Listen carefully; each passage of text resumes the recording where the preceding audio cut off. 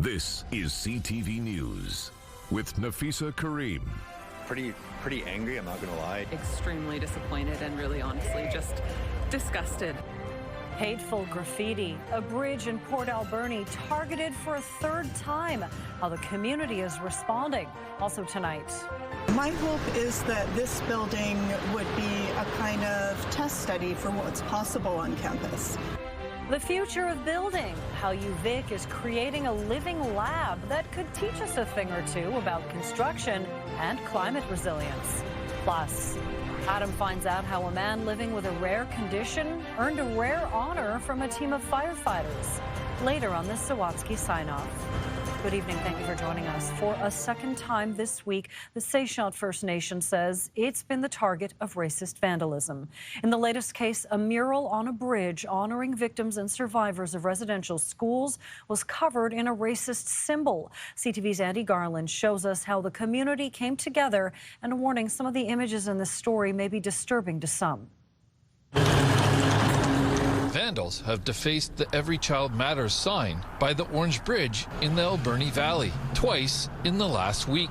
You know, it was pretty angry, I'm not going to lie. Extremely disappointed and really honestly just disgusted. First, with the derogatory term to First Nations. Then, swastikas were painted. I thought about the millions of people who lost their life in the Holocaust. I thought about the millions of soldiers who risked their lives to fight for our safety. Yesterday, the Tsehaht First Nation put out a call to the community to come together and paint over the symbols of hate. I call for people to come out and help.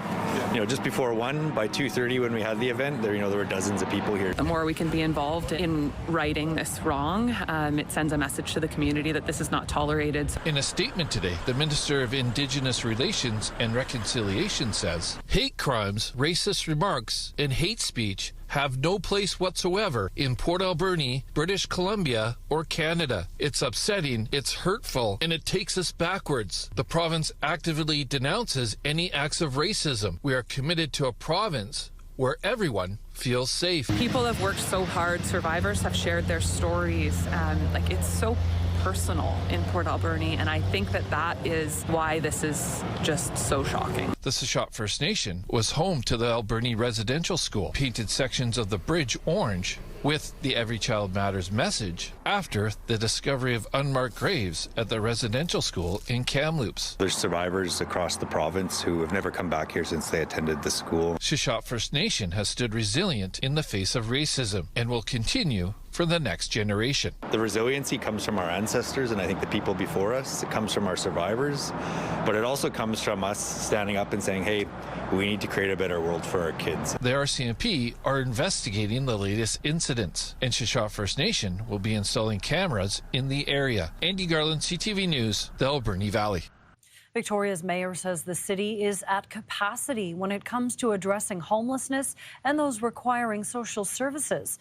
Her comments came during a 6-month update on the city's community safety and well-being plan. The plan, budgeted at around $10 million, focuses on 11 properties. The goal, create a safer, more inclusive city by beefing up enforcement and addressing the root causes of crime and disorder. 9 new police officers have been hired at Vic PD. 7 of those will be dedicated to a re-established beat team. The additional 2 will work alongside bylaw officers. 11 new bylaw officers have hit the streets, with 1 more vacancy to fill. The mayor says 97 new spaces have been created to house people in different stages of recovery. She adds there is still more work to be done, and the financial investment made by the city is unsustainable over the long term, renewing calls for neighboring municipalities to step up. It is now very clear to us that we cannot sustain this degree of expense and activity, and that we believe that we have now done enough. We have high expectations that we have demonstrated how to do this work, how to balance this work, how to pay for this work, how important it is, and that now it is for others to use these examples and take the lead in their own communities. We have done more than enough, but we have done enough. The mayor says the city will now look to refine the work it's already begun while potentially building upon those initiatives. Road improvements are on the way for two major Victoria corridors, but in the meantime, the city is warning of temporary lane closures and detours during construction. The two major areas of focus are Blanchard Street between Caledonia Avenue and Kings Road and Cook Street between Bay Street and Maplewood Road. Work includes road paving, intersection upgrades, protected bike lanes, new and upgraded pedestrian crossings, and a new traffic signal at Blanchard and Pembroke Street. The city says the work expands on the city's AAA bike and roll network and will increase safety and comfort for all road users. Construction will begin in early 2026 and will continue through the year. The University of Victoria is expanding its engineering facilities, and the classrooms themselves will become research tools. CTV's Anna McMillan has more on the net zero buildings and how they could benefit the community as a whole. The bones of what's being described as the future of buildings are going up at the University of Victoria. This is a building that will be a living laboratory. It's the Engineering Expansion Project. One structure is extending the Engineering and Computer Sciences building, and another will become what's known as a high bay structures lab. A high bay structures lab allows for real-life testing of structures by our researchers and students. Here, they'll test small building prototypes by anchoring them to this specialized wall and the floor and giving them a shake. And basically test them to failure so we can look at things like performance in earthquakes. So that's really important to Victoria. Several Canadian universities have similar labs. There could be a few stories, essentially, that could be attached to that reaction wall. There will be sensors all over the buildings, from the ground to the floor to the walls to the lights. That measure everything from moisture in the wood, the dynamics of the building, such as vibrations, energy usage, water usage, and other really important factors in building design. Real-time data professors can use to teach students about building design. This helps us to inform how we build future buildings, how we develop building codes. Construction started 2 years ago using timber as the primary building material. If you look around Victoria today and BC in general, mass timber structures are starting to be used more and more. It's really important that we use more timber locally as we have problems exporting timber to the United States. UVic has budgeted more than $140 million for the project. It's an example of how we want to maintain and operate our future buildings, both on campus but in our community as well. I think this is the future of buildings. That future begins this fall with the opening of the extended engineering wing. The lab comes next with hopes to launch by spring of next year. Anna McMillan, CTV News, UVic. Vancouver Island's forestry sector took another hit this week as a First Nation-run wood chipping operation on the North Island says it will be shutting down. The Atlee Resources wood chipping plant in Beaver Cove, just south of Port McNeill, will close in March. The company, which is partially owned by the Numgis First Nation, says ongoing structural changes to BC's forestry sector are to blame for the shutdown. The chipping operation provided its products to the Crofton Mill, which announced its closure in December. The North Island plant employs between 20 and 30 full-time staff. Pacific FC says it will cooperate with the city of Langford and pay the facility fee 2 weeks in advance ahead of each game this upcoming season. Yesterday, the city of Langford said negotiations between the city and the soccer team over the use of city facilities have stalled. In September, the city said the club owed the municipality hundreds of thousands of dollars in unpaid bills. Also in September, the team said its financial commitments were being met and are part of active discussions with the city of Langford. In a statement to CTV, Pacific FC says there are disagreements between them and the city regarding interpretation and application of their agreements. Still ahead, reverberations from Mark Carney's speech to world leaders. There he is complaining that he's going to go to China and improve it. The warning from American policymakers ahead of looming trade talks. Temperatures right now sitting at 3 degrees at the harbor, 4 at the airport. We hit just 5 for a daytime high today. Coolest day since January 1st. Does look warmer for the next couple of days, though. Those details after the break. CTV Weather brought to you by Expedia Cruises, customizing dream vacations with unbelievable value. Call or learn more at expediacruises.ca.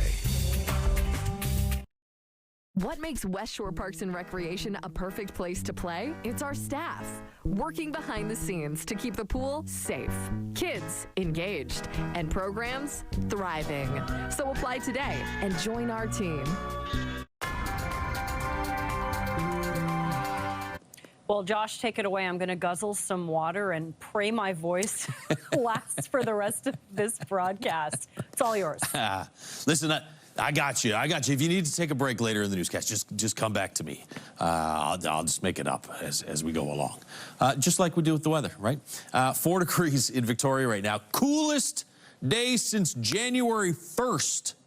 That was the last time we were below 5 degrees for a daytime high. In fact, it's only the 3rd time this entire month that we're below 7 for a daytime high. So it was one of those rare, cooler than average days. A degree or 2 above zero in Port Alberni, Comox, and Nanaimo. And I mean, that fog, we were thinking by yesterday, and certainly by today, the pattern, especially with this system kind of moving in, would start to mix some of that up. But that fog advisory still in effect. There are some showers still falling along parts of the west coast. That's the cloud cover that we're seeing in Victoria. And here's your fog advisory. Again, inland areas, especially centered around Port Alberni and then up through the Comox area. It does look like the flow is going to shift tomorrow, though. It's going to start to move back from east to west. And so I think that should flush out some of that fog, but it's been perplexing the last couple of days, so we'll see what happens for tomorrow in Victoria. Mainly sunny skies after maybe a little bit of patchy fog through the morning hours. And temperatures should be back to around average by tomorrow as well after a cool one today. In the north, morning fog patches, then sunshine for most of the day. High of about 7 degrees tomorrow. 6 and some sunshine on Saturday. Morning lows Saturday, Sunday, 2 or 3 degrees below zero. And then you get a chance of showers Sunday night into Monday. Looks like most of the daytime hours Sunday, though, should be dry. Inland areas, again, you have that fog around Port Alberni, especially through the first half of the day. We'll see what happens in the afternoon. It is expected to break up tomorrow. 5 degrees for a daytime high, and then 3 and 4 for daytime high Saturday, Sunday, Monday, with some sunshine Saturday and increasing cloud on Sunday. Out on the west coast, mainly sunny skies after a little bit of rain today. Get to about 8 degrees tomorrow, which is right on par with average. 7 and sunshine Saturday, and then a chance of some late day showers on Sunday. Otherwise, just mostly cloudy skies. In Comox, morning fog, and then sun should break out in the afternoon. Unless you're right along the waterfront. 5 degrees for a daytime high tomorrow. 5 and mainly sunny on Saturday. And then 3 or 4 degrees above zero Sunday, Monday. So a little bit of a cool down into early next week. In Nanaimo, 7 degrees tomorrow. Morning fog patches, but for most of the day, mainly sunny skies. A little chilly in the morning there, both Friday, Saturday, a degree or 2 below zero. 5 degrees for a high on Saturday. And again, slipping into that 3 or 4 degree range with some extra cloud cover Sunday and Monday. Not as much of a cool down in Victoria, though. In fact, temperatures tomorrow, we'll start out around the freezing mark. We should get to about 8 degrees for a daytime high. So after hitting 5 today, a couple of degrees warmer, lots of sunshine tomorrow, but gusty. Wind to be 30, gusting to 50 kilometers per hour. Wind dies down. Another day of sunshine on Saturday, and then 7 with some increasing cloud Sunday. Chance of some late day showers in the forecast for Monday of next week. CTV Weather is brought to you by Expedia Cruises for air, land, and sea vacations. You okay, Nafisa? Yeah. You had enough water? Drank a lot of water. Thanks, Josh. Okay. Well, Prime Minister Mark Carney's speech in Davos earlier this week is still spurring reaction, including from U.S. Commerce Secretary Howard Lutnick. In his own speech at the forum today, Lutnick had pointed remarks for Carney and what he described as whining from Canada. CTV's Mike LeCouture now on what it could mean for trade and CUSMA negotiations. Give me a break. They have the second best deal in the world. And all I got to do is listen to this guy whine and complain? U.S. Commerce Secretary Howard Lutnick called the Prime Minister's speech in Davos political noise. Tuesday, Mark Carney urged middle powers to band together against more powerful countries that use economic coercion. Lutnick warned those words will be remembered during this summer's trade review. They have USMCA, which means 85% of the Canadian economy comes into the United States for zero. And there he is complaining that he's going to go to China better and improve it. Canada's finance minister pushed back on those comments. Prime Minister said a lot of things that people thought, and he had the courage to say it loud. I think Canadians have understood by now that diversification is key. Meanwhile, the reverberations of Carney's message continue to be felt with other world leaders. I think we have a lot of Europeans who are in this first camp of multilateralism, whereas the American administration is driving multipolarity. And we're trying to make these two things meet. Australia's treasurer called the speech stunning, adding it makes a powerful point about the old world order being over. So the job for us, the job for our Canadian friends, is to work out how we can shape all of this change in our own interests. California governor and possible Democratic presidential contender Gavin Newsom also praised Carney at Davos for calling out the current state of the world, adding Americans need to do the same. Mike Lecouteur, CTV News, Ottawa. After striking a new framework for negotiations with NATO's Secretary General, Donald Trump climbed down from taking Greenland by force and imposing tariffs on European nations. Today, we're getting a better sense of what was discussed, and CTV's Judy Trin has been looking at what Canada's role in this is. That to really step up. The framework for negotiating the future of Greenland was drafted in a meeting between the U.S. President and NATO's Secretary General. It could include more American bases and troops on Greenland and drilling rights to critical minerals, all to prevent Russia and China from gaining a foothold in the Arctic. When it comes to Greenland specifically, their economy, their military situation, Russia and China will never get access. And the Danes and sovereignty, is that all assured? We didn't discuss at all about that issue.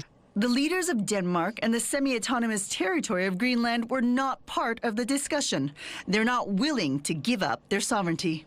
We have some clear red lines what's been delivered to the president, and nothing about a deal on mineral resources or anything else. But that's something the further discussions that we are willing to take. You know, NATO cannot just make an agreement with the United States about Greenland.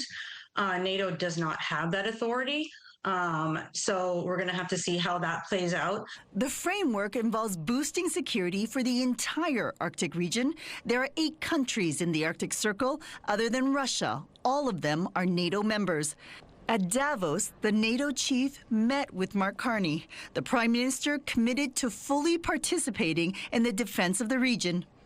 In a readout, Carney emphasized Canada's plan to quadruple defense spending over the next decade with investments in the Arctic, such as over-the-horizon radar, year-round presence on land, sea, and air, and new critical infrastructure. Canada currently has about 300 full-time soldiers and 1,700 Canadian Rangers protecting the Arctic, along with 4 military bases. To quadruple defense spending in a decade will require spending about $150 billion annually.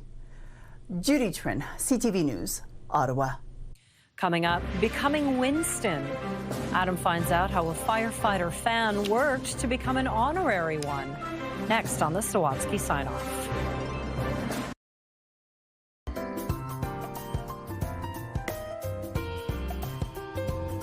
Finally, Adam finds out how a firefighter fan turned his passion into an opportunity to help others on tonight's Encore Sawatsky Sign-Off.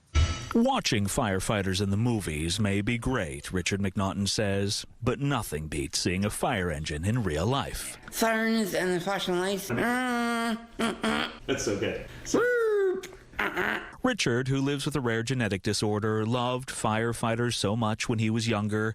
His sister, Marcia, says whenever her back was turned, he'd call 911. And they would arrive and he'd be hanging out the window. Hi, guys. How are you? Although Richard was repeatedly told all the reasons why he shouldn't do that, he couldn't stop. And it came to one of those situations, if you can't beat him, join him. So the team at the time, including now retired Chief Dan Copeland, invited Richard to visit their hall to show show him the seriousness of their responsibility. Right away, just grabbed the hearts of the firefighters and the department. When Richard first got to put on the oxygen tank and mask, he ran around the hall going, "Who are you gonna call? Ghostbusters!"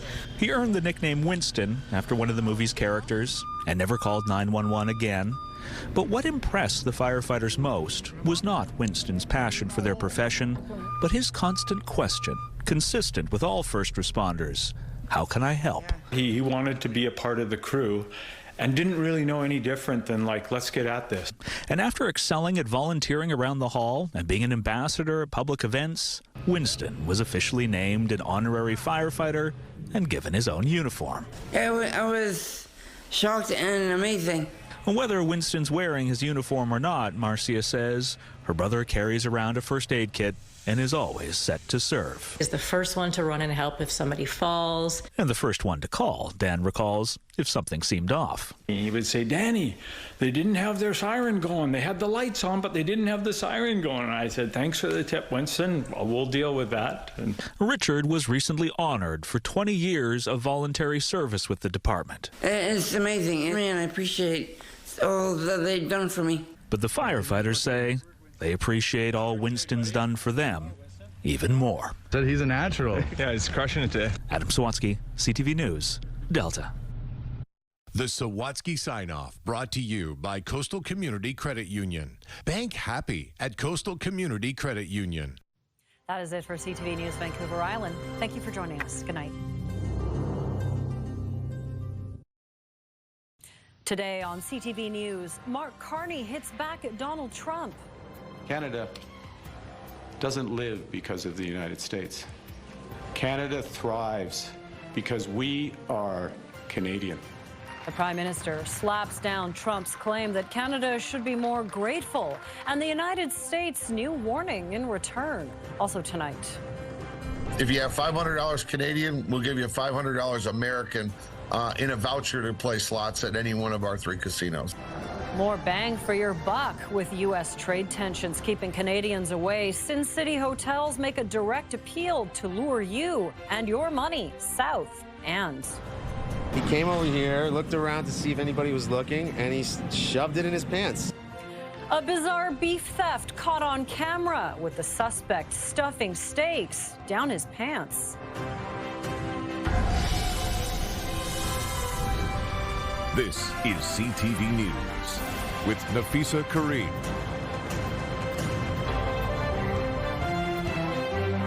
Good evening. Thank you for joining us. A surprise speech by the Prime Minister and barbs from America's Commerce Secretary continued the war of words between our two countries today. So what does that mean for trade for BC business landscape? Our Penny Davos is here to break it down. So Penny, what was the substance of Mark Carney's speech today? Well, Nafisa, it was the first time that he has spoken since Donald Trump called him ungrateful, and it was equal parts historical summary of our country and a rallying cry. Came around the same time that Howard Lutnick called his speech in Davos political noise. Canada lives because of the United States. Remember that. But they should be grateful to us. Canada doesn't live because of the United States. Canada thrives because we are Canadian. Give me a break. They have the second best deal in the world. And all I got to do is listen to this guy whine and complain. Economists are pointing out that Carney's comments in Davos were aimed at international investors, but his bilingual address this morning in Quebec City almost sounded like a campaign speech. We choose to build a bright future worthy of the ground on which we stand. We choose Canada. I think it's a look ahead to the kind of framing that the Liberals will use domestically in an election campaign should one come in the next 3 to 6 months. I mean, everything will change. Interesting times ahead, no question. So what could that mean for the trade landscape? We'll hear from a local economist coming up at 6 o'clock, Nafisa. Interesting times indeed. Thank you, Penny. You bet. Well, we can now tell you more about an unexpected twist in the public hearing into the death of Miles Gray. It was abruptly adjourned yesterday afternoon because of an obscene comment made in the hearing room and picked up in the live audio stream. CTV's Ben Milger joins us live with the details. Ben. Nafisa, I was in the room and I distinctly heard the comment somebody muttered under their breath, which was picked up by a hot mic. It happened as hearing counsel Brad Hickford questioned an RCMP officer about police radio transmissions from the time of the violent confrontation between Gray and 7 Vancouver police constables. It was a lengthy process, and at one point, Hickford suggested skipping past a section of radio calls he deemed irrelevant in order to save time. Adjudicator Elizabeth Arnold-Bailey asked if any of the other lawyers would object to that. Claire Hatcher, who represents one of the officers involved, said she would prefer if the evidence was presented in its entirety. At that point, somebody muttered the profane comment, which was picked up by a hot mic. What I distinctly heard in the room was stupid C word, and it was caught on the live stream as well. It was clearly audible and caused a stir among the 13 lawyers. The Office of the Police Complaints Commissioner, which is conducting the hearing, released a statement today saying, "It is our understanding that certain obscene language was captured by the audio stream of the hearing. The use of inappropriate language during a public hearing is serious and unacceptable." The statement goes on to say the matter remains before the adjudicator and urges caution on speculating who may have said it and who it was directed at. The hearing was adjourned yesterday afternoon and all day today. It is scheduled to resume Monday, and an updated witness list has been posted. That is a relief to the Gray family. I spoke to some of them today, and after 10 years of fighting for accountability in Miles Gray's death, they want this hearing to proceed uninterrupted. We will be there when it reconvenes on Monday, and if the obscene comment is addressed, we will provide an update on CTV News Monday evening. Nafisa? Ben, thank you.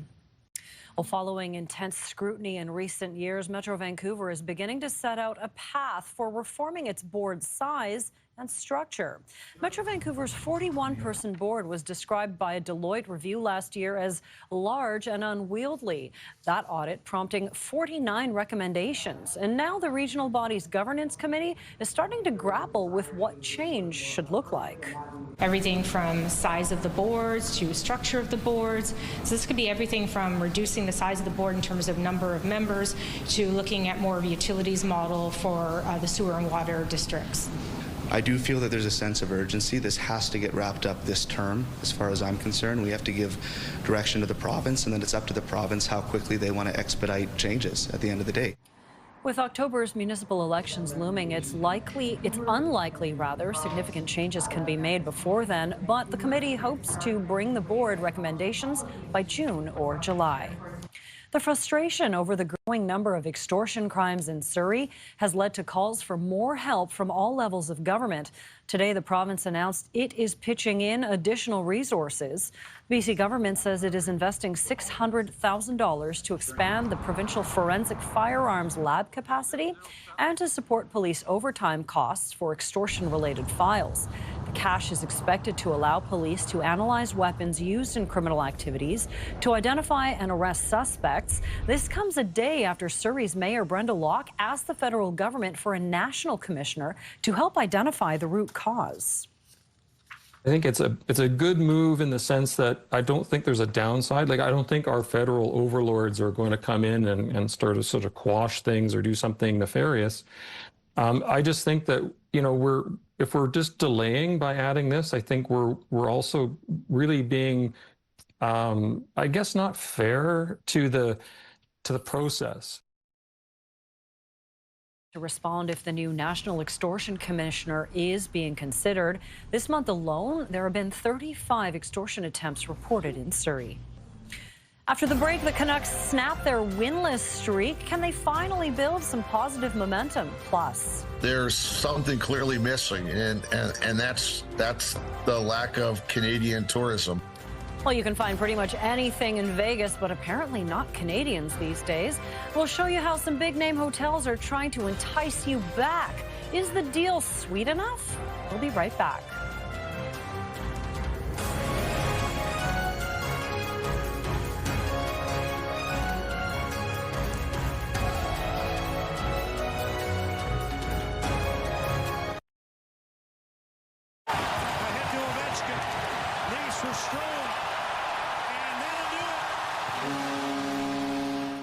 At long last, the Vancouver Canucks have snagged their first victory of 2026, holding off the Washington Capitals 4-3 last night. It was their first win since December 29th, snapping an 11-game winless streak. Canucks are back in action tomorrow night, hosting Jack Hughes and the New Jersey Devils. There's been a steady decline of Canadians traveling to the U.S., mainly due to negative feelings toward the Trump administration. That's been hurting U.S. tourist destinations. Now, several Las Vegas hotels say they'll accept Canadian dollars at par with the U.S. dollar to try to get us to come back. CTV's Pat Foran reports. A U.S. report found that in 2024, Canadian tourism contributed more than $20 billion to the U.S. economy and supported 140,000 American jobs. But as many Canadians refuse to travel to the U.S., the hospitality industry is hurting. That's especially true in Las Vegas. There's all the hotels behind me. They all want Canada to come back just as much as I do. Derek Stevens, the CEO of Circa Resort and Casino, the D Las Vegas, and the Golden Gate Hotel and Casino, is taking a gamble that some Canadians will come back with a dollar-for-dollar deal. We miss Canadians. And for me personally, I grew up in a border town of Detroit and Windsor. And I got to see how close we really all were. Stevens says at his resorts, Canadians will get a financial break until August 31st with the At Par program.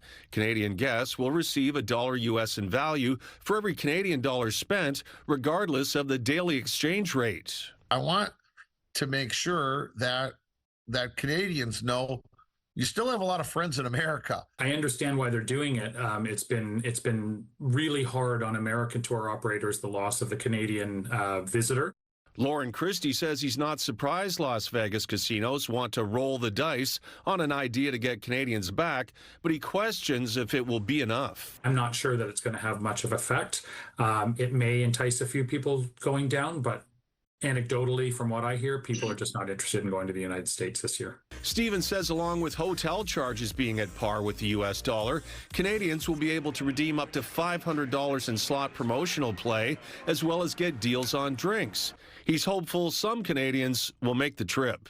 I could say there's a lot of Americans that hope that some of the rhetoric dies down and we get back to being what we really are, allies and best friends. Pat Foran, CTV News. After the break, a break in the fog, and got details coming up. Plus, the nominees are Somebody take me. A record-breaking number of Oscar nominations for Sinners, but there's also some surprises and some Canadian content in the running as well. Time now for tonight's Skywatch, flying high above North Surrey with the Portman Bridge under mostly sunny skies with a touch of fog. CTV Skywatch is brought to you by Kermac Collision and Autoglass, the name you'll remember when it matters. Kermac cares for kids. A gorgeous shot of English Bay, and one thing I would like to point out, Anne, we can see English Bay. Yes, finally, the fog has cleared out of the way. That ridge of high pressure slowly moved towards the east, but a new one is setting up behind that. So right now we're seeing 5 degrees at the harbor, 4 in Pitt Meadows, 5 in Surrey, a touch cooler in Abbotsford at 3 degrees. Here's that new ridge of high pressure dominating the whole province, keeping things nice and dry and pretty much very bright as we head into the next few days. Our weather tracker showing mostly cloudy skies right now for the lower mainland. Clears up quite nicely through the overnight hours into tomorrow for your early morning commute. Patchy fog, especially near the Strait of Georgia. Other than that, it does clear up quite nicely. And then we're looking at blue skies and sunshine right through tomorrow afternoon and tomorrow night. For the southern interior, mostly sunny skies from Kamloops right down to Soos with temperatures between 0 and -1. You'll see -2 degrees for Revelstoke, -6 for Cranbrook. For the central interior, mix of sun and cloud from Prince George right down to Williams Lake. Lots of sunshine in store along the coast for Bella Coola with a high of 2 degrees. Blue skies and sunshine as well for the northern half of the province with a few clouds for Fort Nelson, Fort St. John and Smithers. You'll see a high of -9. For the North Island, mostly sunny skies, 7 degrees for Port Hardy, 5s for Campbell River and Comox. For the South Island, you're looking at sunny skies as well from Tofino right down to Victoria with temperatures between 5 and 8 degrees. For the Sunshine Coast, mostly sunny skies with a cool 3 degrees up the Sea to Sky Highway. Highway, 7 for Squamish, 0 for Whistler, and for us across the Lower Mainland, we're looking at mostly sunny skies as well, with temperatures between 5 near the water, 7 degrees further inland. Heading into Saturday, well, you're seeing lots of sunshine, dropping down to 4, which is very cool. Overnight lows -3 into Sunday, a mix of sun and cloud. It does cloud over on Monday, and then Tuesday we're looking at overcast conditions, but definitely warmer with a high of 8 degrees. So still patio weather if the heaters are outside, right? Yeah, patio, puffer, sunglasses. Yeah, it's fine. The whole works. Thanks, Sam. You're welcome. Well, it's the moment actors around the world wait for, hearing their name called. The 98th Annual Academy Award nominations were revealed today, with a number of Canadians earning a spot on Hollywood's biggest stage. CTV's Andrea Case reports. Sinners, the vampire horror box office hit, was released way back in April. It received 16 Academy Award nominations, the most ever in the Academy's 98-year history. Nominations include 3 for Ryan Coogler, Best Director, Best Picture, and Best Screenplay. On the film's acting side, a Best Acting nod to Michael B. Jordan, Best Supporting Actor for Delroy Lindo, and Best Supporting Actress Wunmi Masaku. If there's a film which can give Sinners a run for its money, that film is one battle after another. It garnered 13 nominations, including Best Director and Best Film for Paul Thomas Anderson. He's been nominated 11 times and never won one yet. His cast, including Leonardo DiCaprio, Benicio del Toro, Sean Penn, and Tiana Taylor, were all nominees, but no nomination for Chase Infinity. Locally, made in Toronto, Frankenstein received numerous nominations, including Jacob Elordi, who played the monster, and Toronto producer J. Miles Dale in the Best Film category. And the wild ride continues for Toronto's Maggie Kang, whose K-pop Demon Hunters was nominated in the Best Animated Film category, and Golden was nominated for Best Original Song. 11 actors are first-time nominees, including from the film Sentimental Value, Stellan Skarsgård, Renata Rintsev, Inga Ibsdottir Lilius, and Elle Fanning. Sentimental Value received 9 nominations, as did Marty Supreme, giving star Timothée Chalamet his second Best Actor nomination in 2 years. You also heard his name called as a producer on the film. Rounding out the Best Film list, Bugonia, F1, Hamnet, The Secret Agent, and Train Dreams. Comedian Conan O'Brien will host the 98th Academy Awards on March 15th. You can watch them right here on CTV, CTV's division of Bell Media. After the break, it's music to your ears. We've got your concert countdown. Plus, a not-so-subtle suspect caught on camera stuffing steak down his pants on a grocery store surveillance camera. But it turns out it wasn't just beef that he burgled. That story's still ahead, and take a look at this.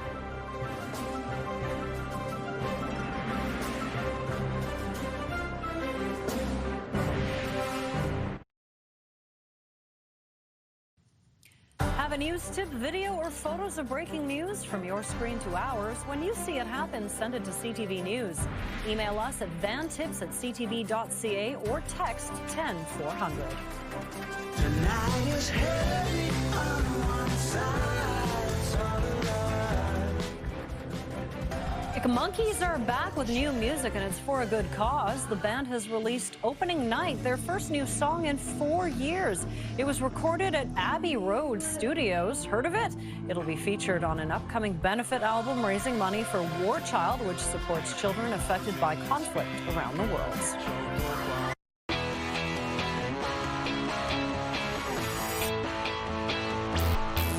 Time for Concert Countdown, our new weekly guide to live music in Vancouver. Here's what's on tap for our city stages for the days ahead. Marianne, don't you know, don't you know? Canadian blues singer-songwriter Colin James is bringing his signature sound to Vancouver with 2 nights at the Commodore Ballroom, February 6th and 7th. The Juno-winning performer has spent decades blending blues, rock, and soul music. Fans can expect a high-energy set that showcases why he remains a mainstay on the Canadian blues scene.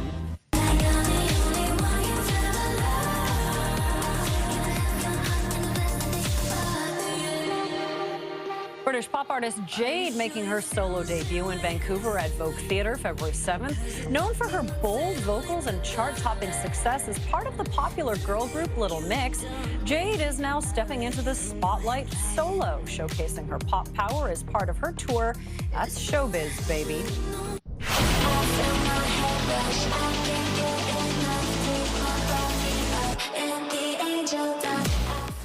World-famous DJ and record producer Steve Aoki will turn Vancouver's Harbour Events Centre into a giant dance floor on February 7th.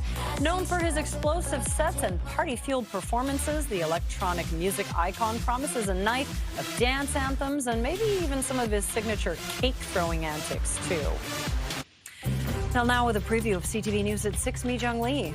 Nafisa, the Metro Vancouver board has been described as bloated and unwieldy. The size and structure of the board has been under scrutiny since the massive cost overruns of the North Vancouver wastewater treatment plant. How soon could any changes happen? And we're learning why the public hearing into the death of Miles Gray came to an abrupt halt yesterday. An obscene comment was made and it was picked up on the live audio stream. Details coming up. And lower than average snowpack levels are prompting growing concerns about drought. I'll be back at 6, Nafisa. Thanks, Mi-Jung. A shoplifting suspect is spotted cramming 2 large steaks into his pants, and eyewitnesses say he even saved room in there for wine. Plus, a dazzling display delights spectators in parts of Canada. Here's CNN's Jeremy Roth with Take a Look at This. A South Florida grocery store had a bizarre beef play out with a shopper who allegedly shoved a pair of steaks down his pants. According to WPLG, the owner of Kosher Kingdom in Aventura, Florida, says the man was spotted on surveillance cramming a ribeye and a large brisket in his britches. He came over here, looked around to see if anybody was looking, and he shoved it in his pants. He reportedly saved room in his pair of pants for a wine pairing, allegedly concealing a bottle as well, before being confronted by employees in an adjacent parking lot who got the stuffed foodstuffs back. He ran off after we got the stuff back. By the time the cops got there, he was gone. The owner told WPLG he understands meat prices are high right now, but also said regardless, it's not right to come in and steal. By the way, I had like 5 steaks in pants jokes that were deemed inappropriate, so I was forced to trim the fat. And from choice cuts to ice cutting. Coast Guard cutter crews are getting a lot of work these days, helping ships push their way through frozen waters. The U.S. Coast Guard Great Lakes recently made back-to-back posts on their Facebook page showing cutter vessels assisting large ships stuck in ruts of thick ice on lakes Huron and Erie by bypassing them to break up the sheets, thus clearing the way for transit. The Coast Guard says these cutting vessels and their intrepid crews play a vital role of ensuring safe and navigable waterways, even when Mother Nature has other plans. Finally, one more surreal sight on an icy night. Recent intense geomagnetic and solar radiation storms led to an amazing night light show in places like this chill spot in Canada where the glimmering, shimmering auroras were in rare and riveting form. For Take a Look at This, I'm Jeremy Roth. I know our colleague Michelle Bernoro caught a glimpse of the aurora out in Langley. I didn't see anything. All I saw was fog. Same here. Listen, the mayor of Port Coquitlam is giving a shout out to a city staffer after a dog was rescued along the Fraser River. Good rescue, staff. Brad West shared this video of the rescue showing a city animal control officer bringing this pup to safety after he got stranded on a sandbar last Friday. West says quick thinking, skill, and compassion helped turn a dangerous situation into a happy ending. The dog is now safe at the Coquitlam Animal Shelter, but so far no one has come forward to claim him yet. I'm sure he'll get claimed very soon. I think so. Beautiful pup. Yeah, that's a great ending. All right, let's take a look at our scenic snapshot for tonight. A spectacular sunset high above the fog. Thanks, Blaine, for sending this one in. And we want to see your scenic snapshot as well. So email us at scenicsnapshot@ctv.ca. All the scenic snapshots in the fog are gorgeous. Mi-Jung will be back for CTV News at 6 right now. Here is CTV National News. Good night.